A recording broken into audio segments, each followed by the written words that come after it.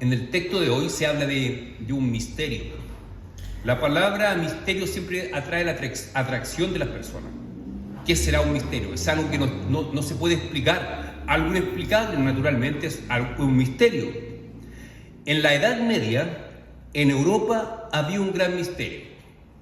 Las personas cuando estaban en la playa miraban la línea del horizonte del mar y ellos decían, ¿qué misterio habrá detrás de esa línea? Porque en aquella época, particularmente en Europa, todas las personas pensaban que la Tierra era plana.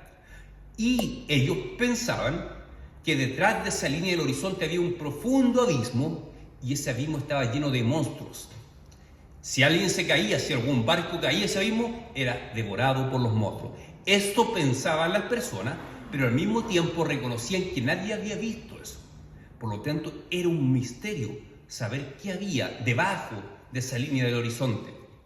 Obviamente el misterio fue aclarado en 1492 cuando Cristóbal Colón llegó a América, cuando se descubrió América. Se dieron cuenta que en realidad la Tierra era redonda, que por más que uno siga navegando nunca va a alcanzar esa línea del horizonte, sino que más allá hay más tierra, hay otros continentes. Entonces ahí se aclaró el misterio. No había ningún abismo, no había ningún monstruo ahí.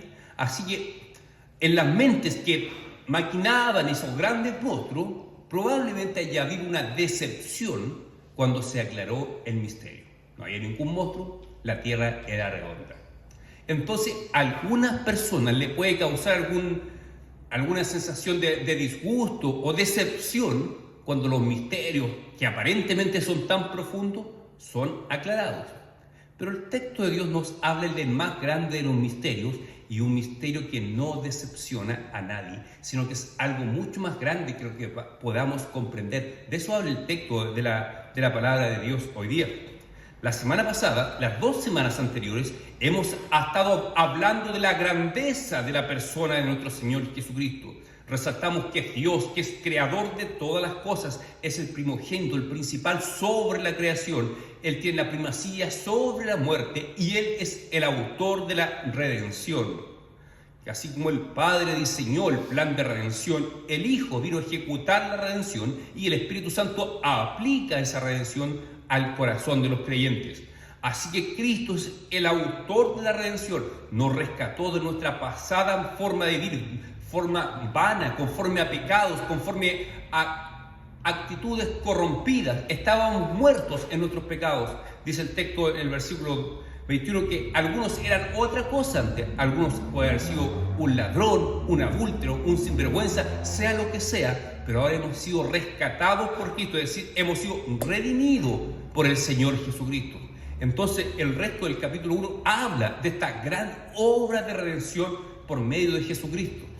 Y nos hace un llamado. Curiosamente, la porción predicada la semana pasada termina de la misma forma que termina hoy en día, con un llamado a la santidad, con un llamado a la búsqueda de Dios en el crecimiento espiritual, de la madurez espiritual. Y mire cómo parte esta sección el apóstol Pablo. Dice, ahora me gozo en lo que padezco por vosotros. ¿Por qué dice Pablo que se gozaba en lo que estaba padeciendo? ¿En qué momento escribe Pablo esta carta? La escribe cuando estaba preso, estaba en prisión en Roma. Las prisiones romanas eran terribles. Bueno, toda prisión en la historia es terrible, pero particularmente las prisiones romanas. Estaban en una especie de cueva, con mucho frío, con mucha hambre, le daban muy poca comida, una comida al día, muy poca agua, sin abrigo adecuado, sin compañía, en solitario. Estaba pasándolo auténticamente mal Pablo. Un tremendo hombre de Dios, tal vez más grande de todos, estaba en prisión, estaba padeciendo. Pero él dice, me gozo en lo que padezco por vosotros. ¿Quién de nosotros podría decir que me estoy gozando, que estoy feliz porque estoy preso o porque lo estoy pasando mal, porque tengo angustia? Dice Pablo que se gozaba. ¿Por qué? Por vosotros. Porque Pablo reconocía que la circunstancia nefasta que él estaba viviendo, sin embargo, redundaría en bendición para la iglesia. ¿Por qué? Porque estando preso Pablo, lo visitó este hombre Epáfras, que es el fundador de la iglesia de Colosas, claro, los colosenses, y tuvo la oportunidad de enterarse de lo que estaba ocurriendo en esta iglesia y tuvo la oportunidad de escribir esta carta para la edificación de esta iglesia. En realidad, en esa prisión escribió cuatro cartas Pablo. Escribió Colosenses, escribió Efesios, Filipenses y Filemón. Esas 4 cartas las escribió Pablo en prisión. Cartas que son nuestra herencia cristiana, que son palabra de Dios para la iglesia de todas las épocas, fueron escritas en prisión. Así que Pablo tenía claro que a pesar de que lo estaba pasando mal en esa mazmorra, Dios lo iba a usar en esa situación para ser de bendición para la iglesia. Por eso dice, ahora me gozo en lo que padezco por vosotros y cumplo en mi carne lo que falta de las aflicciones de Cristo por su cuerpo, que es la iglesia. Dice, cumplo las aflicciones que faltan de Cristo. Una mala comprensión de la obra de Cristo puede hacernos pensar que tal vez la obra de Cristo, los sufrimientos padecidos por Cristo no fueron suficientes para nuestra salvación. Parecía que uno tuviera que agregarle algo más. Yo tengo que sufrir para poder completar mi salvación. De hecho, hay tendencias teológicas, el catolicismo romano piensa eso, que el sacrificio de Cristo no es suficiente, sino que yo tengo que agregar algo más, tengo que agregar una obra personal para poder ser salvo. No es suficiente solamente con creer en Cristo, dicen ellos, yo tengo que hacer obras para poder auténticamente ser salvo. Nosotros declaramos con fuerza, somos salvos solamente y únicamente, exclusivamente por la obra de Cristo en la cruz. Entonces, ¿cómo entender esto que dice Pablo acá? ¿Cumplo en mi carne lo que falta de las aflicciones de Cristo? Hay que entenderlo de la siguiente forma. El Señor Jesucristo dijo, si a mí me han perseguido, a ustedes también los van a perseguir. Si a mí me han maltratado, a ustedes también los van a maltratar. Porque el discípulo no es mayor que su maestro. Si al Señor, que es nuestro maestro, lo maltrataron, también van a maltratar a sus seguidores. Lo dice la palabra del Señor. Todo aquel que quiera vivir la vida piadosa padecerá persecución. Es decir, todo aquel que quiera ser un auténtico seguidor del Señor Jesucristo va a padecer persecución. ¿Por qué? Porque el enemigo, Satanás y los demonios que hicieron todo su esfuerzo por dañar a Cristo cuando estaba padeciendo en la cruz, ya no le pueden hacer nada más a Jesucristo, porque en la cruz Jesucristo lo derrotó de forma definitiva y no tiene ningún poder, ninguna autoridad sobre Jesucristo. Están los demonios y Satanás completamente derrotado por el Señor Jesucristo. No pueden hacer nada contra él. Pero como ellos odian a Cristo, también odian a sus seguidores. Y a los seguidores de Cristo sí le pueden hacer daño.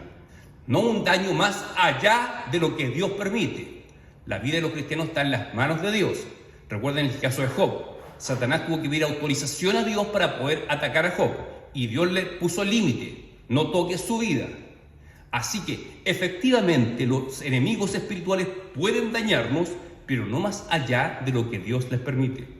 Y obviamente el enemigo utiliza a personas para dañar a sus hijos. Seguramente en la cárcel los que lo tomaron preso a Pablo lo maltrataron. Evidentemente que sí. Es decir, el enemigo trata de infligir daño al pueblo de Dios, al pueblo que sigue al Señor, al quien ellos no pueden tocarle un pelo. Así que por eso, dice Pablo, yo estoy sufriendo lo que le faltó a Cristo, no en el sentido para completar la obra de Cristo, sino que lo dice en el sentido de que así como maltrataron al Señor, yo también estoy padeciendo hoy en día. Así que no es de sorprenderse, hermano, cuando tenemos dificultades. Sabemos que la vida es dura para toda persona, pero para los cristianos muchas veces hay pruebas que no le ocurren a otras personas. Muchas veces se levantan calumnias contra los cristianos en los trabajos, cuando son inocentes. ¿Por qué? Porque el enemigo utiliza a otras personas para dañar a los hijos de Dios, para traerles aflicción. Entonces eso es normal. Las pruebas, las dificultades en la vida, es normal en la vida del cristiano.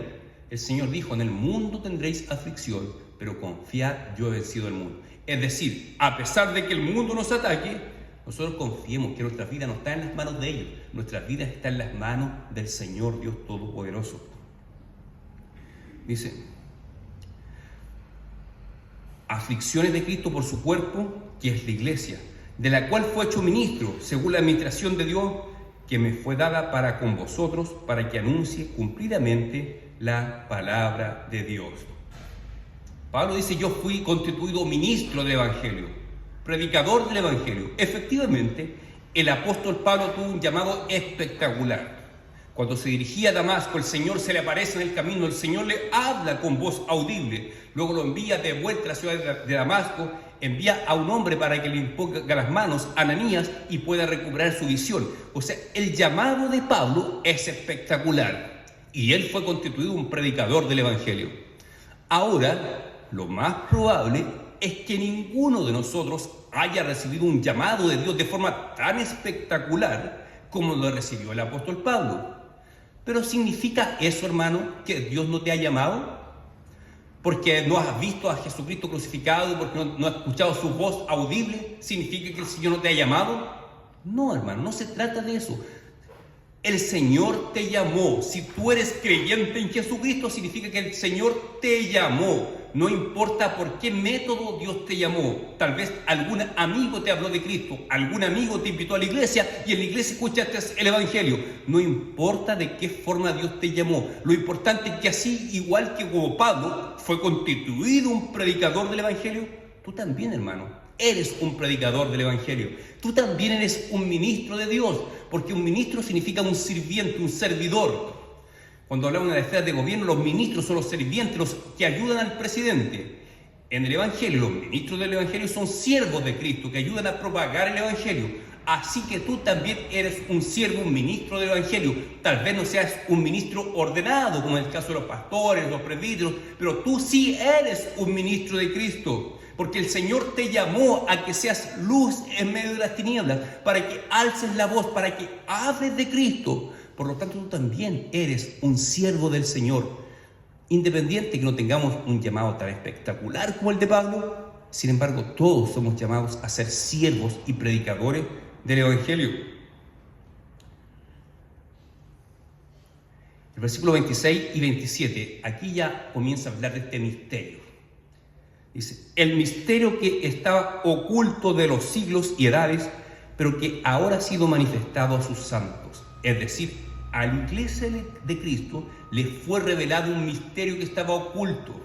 Cuando ustedes leen la otra de las cartas que escribe Pablo, acá en prisión también, probablemente con poca distancia de tiempo entre una carta y otra, cuando le escribe a los Efesios, también les habla del misterio y también les revela en qué consiste este misterio. Acá, en Colosenses, el enfoque es diferente, lo cual no significa que hay contradicción entre el misterio del cual Pablo habla en Efesios y en Colosenses. Son dos verdades complementarias entre ellas. Por ejemplo, en Efesios dice Pablo, el gran misterio que ha sido revelado es que entre los dos pueblos que habían, los judíos y los gentiles, había una muralla que separaba a los dos pueblos, pero Cristo, por medio de su muerte en la cruz, derribó esa muralla que separaba a los dos pueblos. Y ahora, por medio de la fe en Cristo, somos todos parte de un solo pueblo. Dios tiene un solo pueblo. Antiguamente el pueblo de Dios, como dice en la mañana, eran los judíos, pero ahora somos pueblo de Dios, todos los creyentes en Jesucristo, indistintamente de nuestra nacionalidad. Así que esa pared intermedia fue derribada. Ese es el gran misterio que revela Pablo a los Efesios. Acá no contradice eso, pero va más allá. Dice, el misterio que había estado oculto de los siglos y edades, pero que ahora ha sido manifestado a sus santos, a quienes Dios quiso dar a conocer las riquezas de su gloria de este misterio entre los gentiles, que es, aquí dice, aquí va a revelar cuál es el gran misterio, dice, que es Cristo en vosotros, la esperanza de gloria. El gran misterio que nos está revelando la palabra de Dios, que Cristo el Señor, el creador de todo el universo, ahora mora dentro de nosotros por medio de su Espíritu Santo. Ese es el gran misterio que está dando a conocer Pablo. Ahora ustedes que como gentiles antiguamente no eran parte del pueblo de Dios, ahora el Señor Jesucristo mora dentro de ustedes. Yo sé que ustedes sabían eso, pero muchas veces no le damos el valor a eso. El que el Señor Jesucristo esté morando dentro de nosotros es el mayor tesoro que tiene un cristiano. El mayor tesoro de un cristiano no son sus posesiones económicas, no son sus posiciones sociales, no son sus títulos académicos, no son su familia. El mayor tesoro de un cristiano es la persona de Cristo mismo morando en nuestro interior. Y cuando miramos hacia atrás nuestra vida, Ahora comprendemos cómo es que hemos podido soportar tantas pruebas y aún así permanecer firmes en Cristo. Hay cristianos que han soportado pruebas terribles. Hay cristianos que han padecido persecución, particularmente en África y Asia, han sufrido torturas, muerte de sus familias, han matado a sus hijos delante de ellos. Sin embargo, los hermanos han permanecido firmes en su fe. ¿Por qué? Porque Cristo que mora en su interior los sostiene. Hay cristianos, tal vez en nuestro contexto no hemos padecido ese tipo de persecución, ni torturas, ni muerte por causa de nuestra fe, pero eso no significa que los cristianos que vivimos en Occidente no padezcamos pruebas fuertes. Hay cristianos que han tenido que soportar la muerte de sus hijos pequeños. Hay cristianos que han tenido que soportar la destrucción de su emprendimiento, de su empresa, en la cual tenía la expectativa de un mejor bienestar económico. Han tenido que soportar eso, la pérdida de su empresa. Hay cristianos que han tenido que experimentar fracasos matrimoniales. Y todo eso, ¿por qué lo hemos podido soportar? Solamente porque Cristo mora en nosotros. Si Cristo no morase en ti, esas pruebas que tú has enfrentado en la vida te habrían derrumbado, hermano.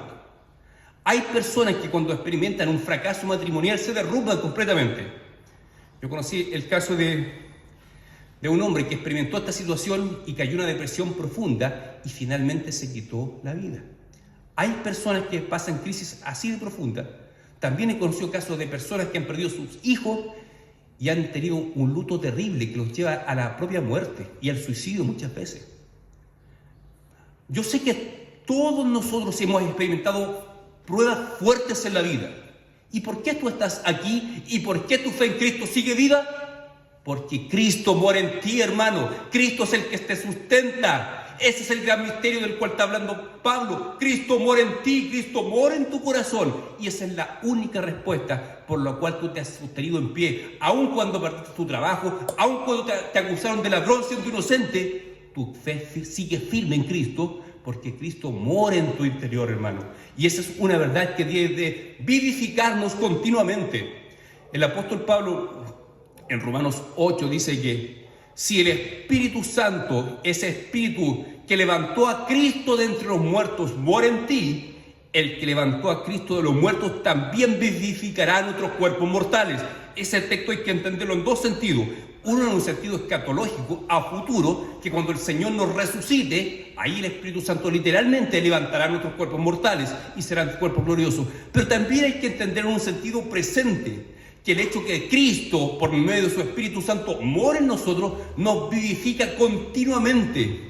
Porque aunque vemos que nuestro cuerpo físico se va desgastando, se va arrugando, se va envejeciendo, va perdiendo masa muscular, se va enfermando, no obstante, este tesoro que está en nuestro interior nos vivifica internamente. Aunque el cuerpo externo se va desgastando, Cristo sigue vivificando nuestro espíritu por medio del Espíritu que mora en nuestro interior.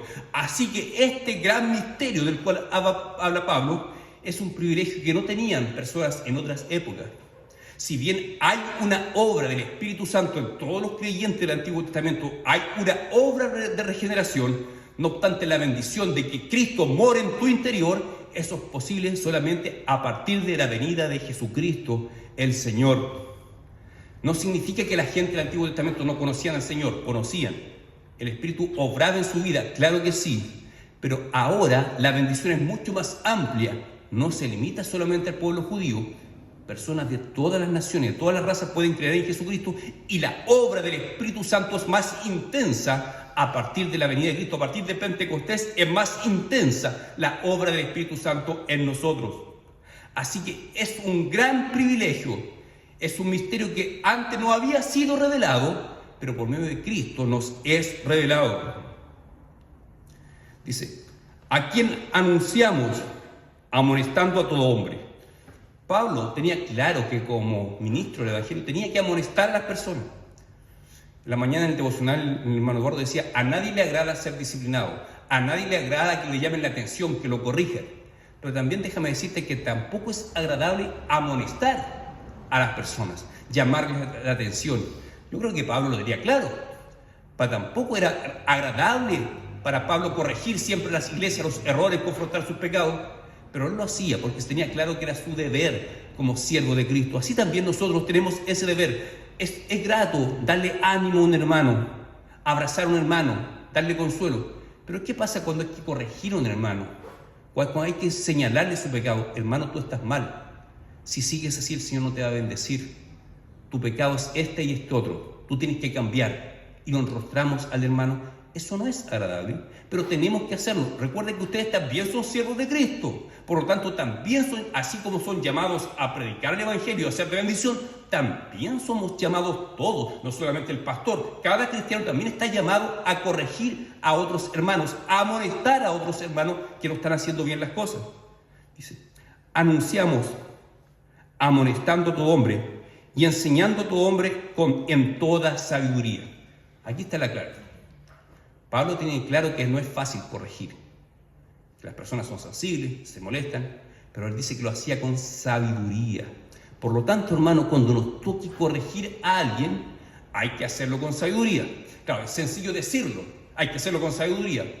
Pero ¿qué pasa cuando uno carece de sabiduría?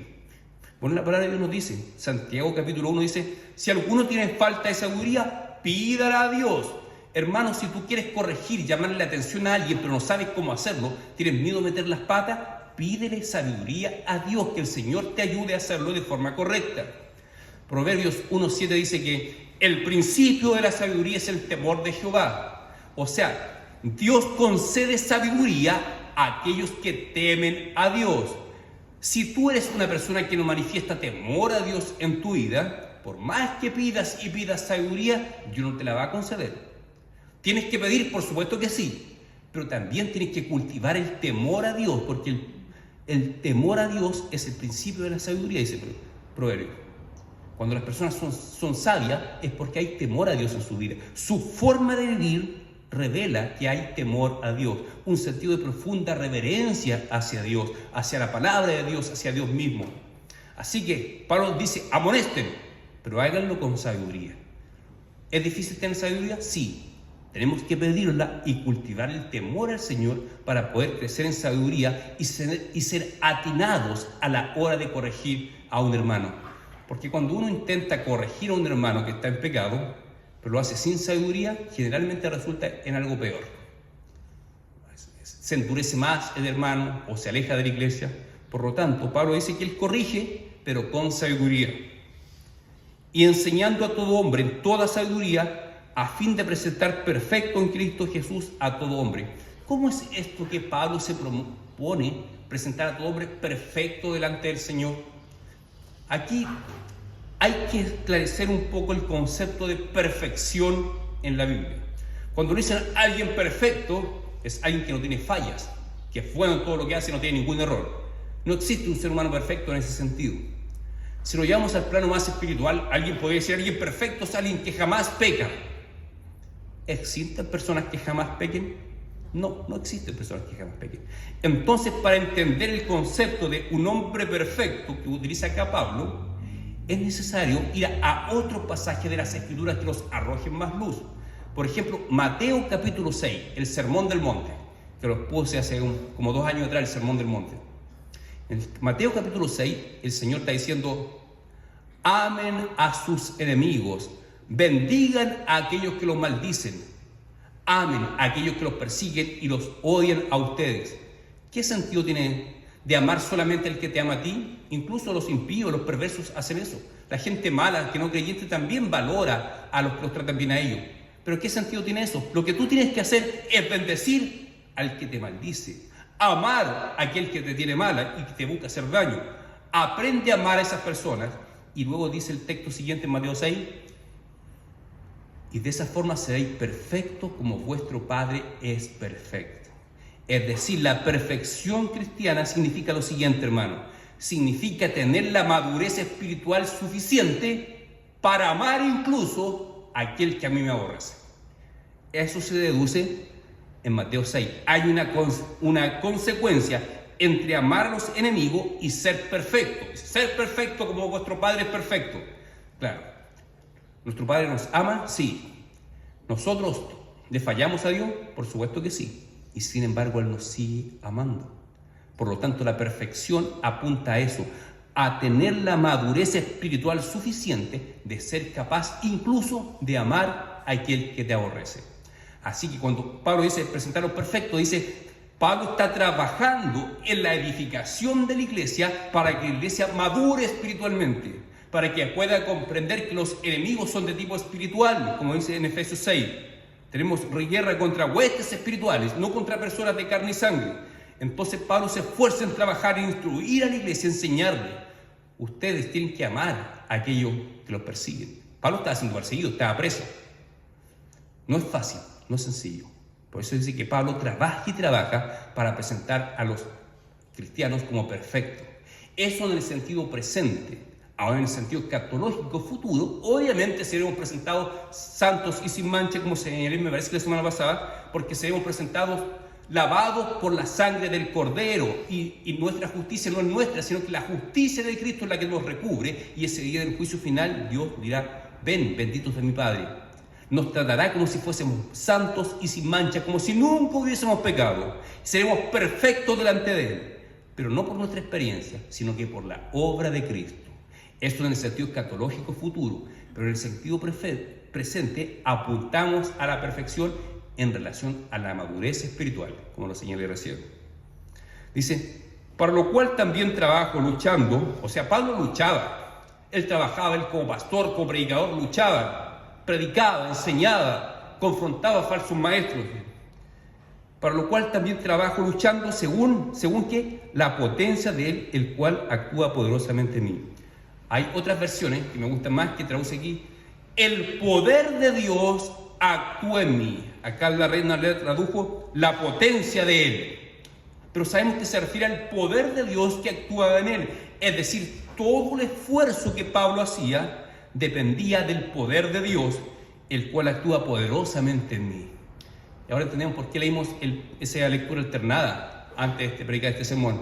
Cuando Pablo en 2 Corintios, cuando tenía el aguijón en la carne, dice que clamó al Señor 3 veces para que lo sane, y el Señor le dijo: bástate de mi gracia, porque mi poder se perfecciona en la debilidad. Dice, por tanto, Pablo, de buena gana me gloriaré en mis debilidades, para que repose sobre mí el poder de Cristo. O sea, Pablo, cuando confesaba al Señor sus debilidades, confesaba su incapacidad, su impotencia para llevar a cabo la obra de Dios, ahí el poder de Dios se movía en Pablo.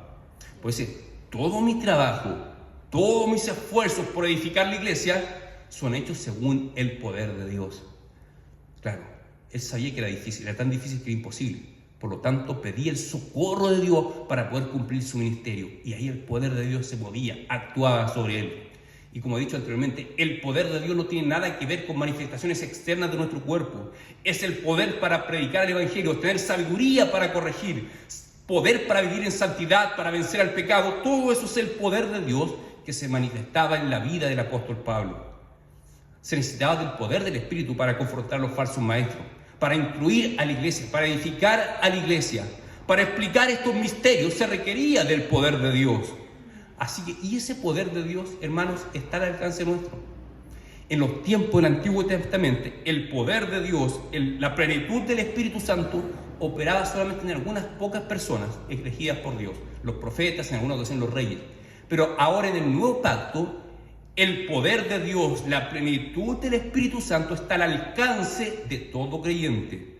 Una cosa es que nos estemos echando mano del poder, que nos estemos pidiendo del poder de Dios, pero eso no significa que no esté a nuestro alcance. Mientras tú más buscas al Señor, mientras más confiesas tu debilidad y tu incapacidad al Señor, eso abre las puertas para que el poder de Dios fluya en tu vida, fluya en el día a día. Así que Pablo, en ninguna parte leemos que Pablo se queje y diga: estoy cansado de predicar y muy pocos se convierten, estoy cansado de enseñar a esta iglesia dura que no entiende nunca. Nunca vemos a Pablo usando esas palabras. ¿Por qué? Porque dice que todo su esfuerzo era según el poder de Dios que operaba en él. Yo sé que todos nos cansamos de repente de hablarle a personas testarudas que no creen en el Evangelio. Nos cansamos de corregir a los hijos que nunca hacen caso, nunca se disciplinan. Nos cansamos, sí, nos pasa todo. Pero eso revela que no estamos actuando según el poder de Dios. Por lo tanto, hay un desafío para nosotros, hermanos. Aprendamos a depender más del poder de Dios. Recuerda, hermano, si tú estás aquí a pesar de todas las pruebas que has tenido en tu vida, es porque el Señor Jesucristo mora en ti. Y el Señor Jesucristo quiere abundar en presencia, en su espíritu, en su poder en tu interior. Quiere fortalecerte en tu interior, pero es necesario que reconozcamos nuestra incapacidad delante de Él. Y eso hace que el Señor mueva su mano poderosa en nuestras vidas.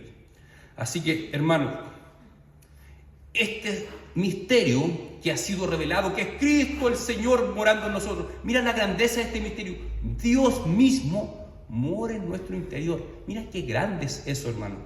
Qué grande es eso. Qué grande misterio nos ha sido revelado. Es un misterio que nos decepciona, como les decepcionó a los europeos enterarse que la Tierra era redonda y no había monstruos ni nada. No, el misterio es revelado y es algo tan grande que no alcanzamos a disfrutar en plenitud el significado de este misterio.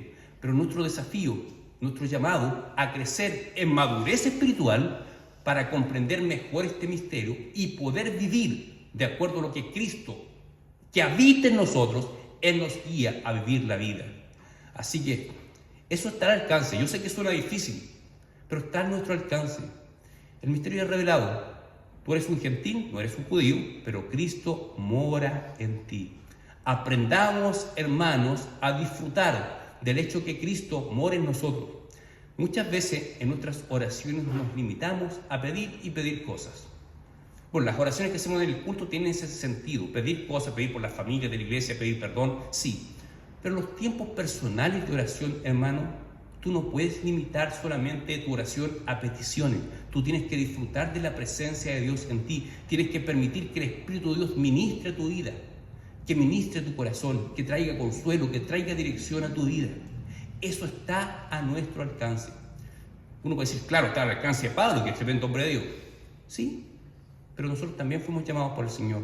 Pablo, nuestro hermano. Así que tenemos el mismo Dios, el mismo Señor. Y ese Señor que estaba con Pablo, también está con nosotros, querido hermano. Que Dios te bendiga. Te invito a orar, hermano. Señor, te damos gracias porque tu palabra nos alienta y nos recuerda ese gran misterio, esa obra extraordinaria que tú, Señor, moras en nuestro interior. Muchas veces nos bajoneamos, nos menospreciamos y olvidamos que tú moras en nosotros. Por lo tanto, yo te ruego que tú nos recuerdes continuamente como pueblo tuyo la realidad de que tú moras en nosotros. Aunque no te podamos ver, aunque no te sintamos, pero eso no cambia la realidad de que tú moras en nosotros. Te damos gracias, Señor, por esto que has hecho por nosotros. Te damos gracias y ayúdanos a vivir en dependencia de ese poder que mora en nosotros. Te lo pedimos, Padre mío, en el nombre de tu Hijo Jesucristo. Amén.